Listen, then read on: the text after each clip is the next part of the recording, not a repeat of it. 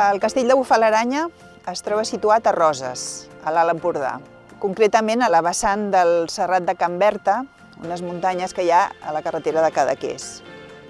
Està situat en una posició estratègica, dominant tota la badia, la vall de la Trencada, que es troba situada als peus del castell, i els passos naturals cap al nord, cap a les terres de Cadaqués i Port de la Selva.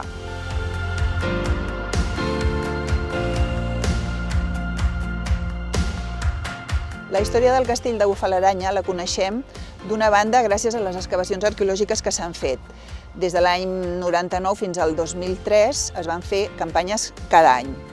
D'altra banda, també tenim alguna informació gràcies a investigació dels documents de textos antics, encara que aquesta part és molt poca la informació que ens ha proporcionat de moment, cal aprofundir en aquest aspecte. I d'altra banda ens proporciona informació el castell en si, les estructures conservades. A partir de l'anàlisi de l'estructura, de la tècnica constructiva i de les restes que es conserven, també podem fer un primer avançament del que és la història del monument.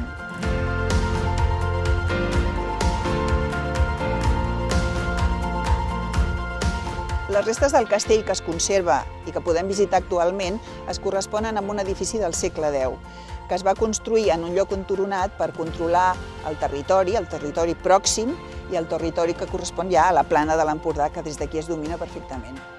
Aquest castell hauria servit per repoblar, per ajudar a la repoblació del territori dels primers camperols que es començaven a establir en aquests terrenys.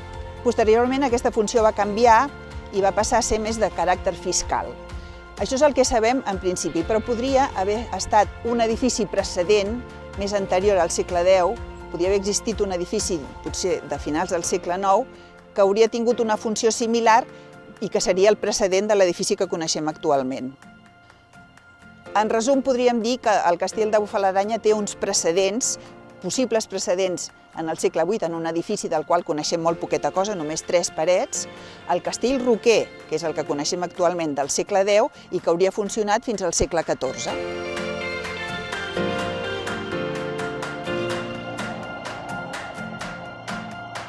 El castell, construït en el cim d'aquest petit turó, s'adapta a les irregularitats del terreny.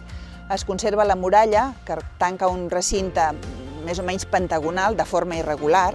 A l'interior del recinte, el castell es divideix en 5 sectors. D'una banda tenim a la part més alta la torre, el que anomenem la torre. Tocant a la torre hi ha una petita habitació, que aquesta no s'ha excavat mai. Més avall, perquè el castell s'organitza en terrasses, més avall hi ha el pati, un espai de planta triangular que devia haver servit per organitzar la circulació dins del castell. A tocar el pati hi ha una altra habitació de forma rectangular, que aquesta ha proporcionat resultats arqueològics força interessants. I finalment hi ha una mena de passadís, un espai perimetral tot a tocar la muralla, que fa tota la circumval·lació del castell.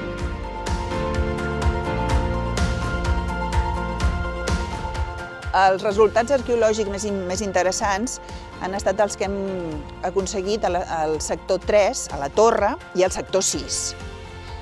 En conjunt, les dades que ens proporcionen ens parlen del moment inicial del castell i del moment final, de quan es va construir i de quan es va abandonar. I estaríem parlant del segle X fins al segle XIV. El castell de Bufalaranya està força arruïnat, però conserva la torre, que és la part més important i més vistosa del castell. És un edifici de planta rectangular que conserva 2 panys de parets fets amb tècnica constructiva de l'opus spicatum. Un opus spicatum espectacular perquè fa servir unes lloses de quasi més d'1 metre col·locades en forma d'espina de peix. Una característica quasi única.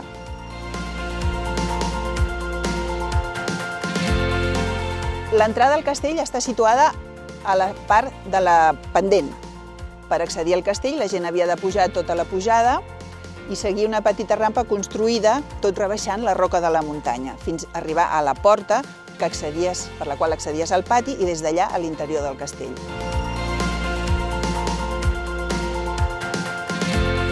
El sistema defensiu del castell per aquesta banda més feble es reforçava a la muralla amb tot un seguit d'espitlleres que defensaven aquest costat més vulnerable.